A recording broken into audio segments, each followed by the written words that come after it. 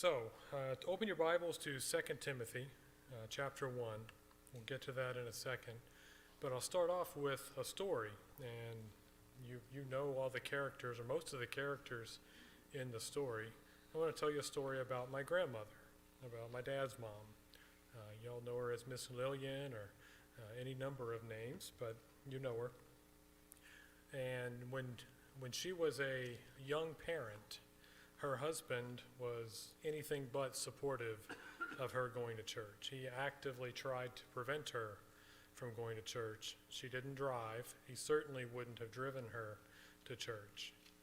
So she told the story many times of taking her 3 kids of different, about a year, but 1 to 2 years between them, age, getting on the bus, how many different buses she had to get on and off of to get to church.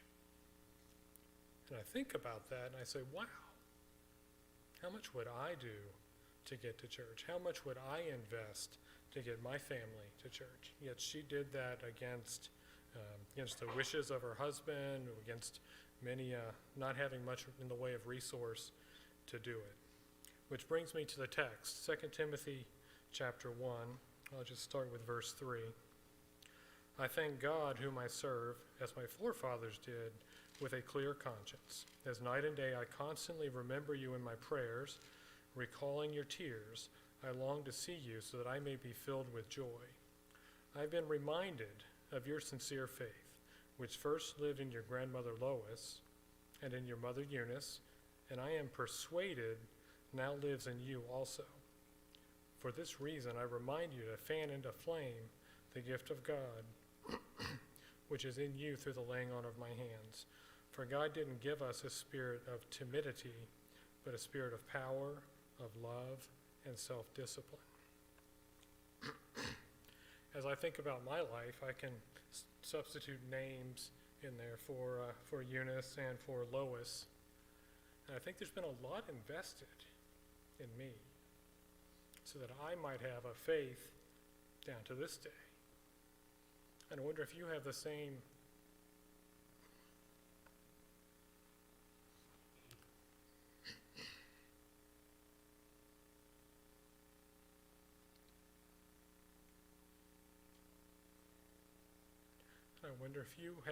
experience.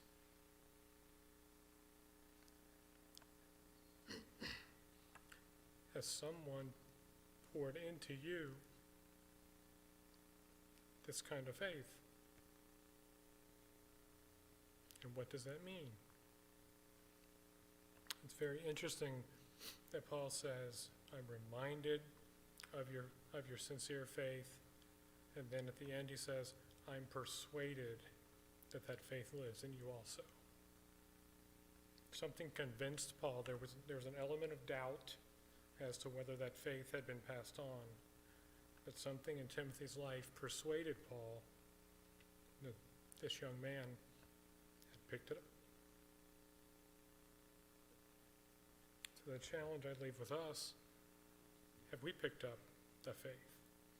Is there enough evidence in our lives that anyone would be persuaded, not are you a Christian, not do you go to church, not do you keep a particular checklist, but do you have the faith? Do you have the power, the love, and the self-control that only Christians have? Only people who are marked in such a way are Christians. So the challenge is, think about all that's been invested. If you're a first-generation Christian, then somebody bothered to tell you about the gospel and they invested in you. If you're a second or a third or a fourth or a fifth generation, then you can go back a lot of years and think about all that's been poured into you. So if we can help you, please come as we stand and sing.